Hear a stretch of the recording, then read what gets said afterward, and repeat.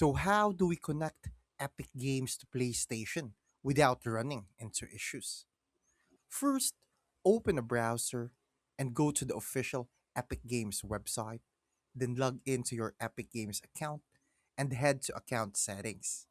Click on connections and under account sections, you will see PlayStation Network, so click connect.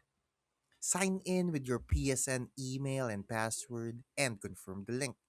Once that's done, launch an Epic supported game like Fortnite on your PlayStation while logged into the same PSN account, and your progress, skins, and purchases should sync automatically. And if anything doesn't appear right away, simply restart the game or console, because in most cases, the connection works instantly once the accounts are properly linked. Thanks for watching. Make sure to subscribe for more useful content.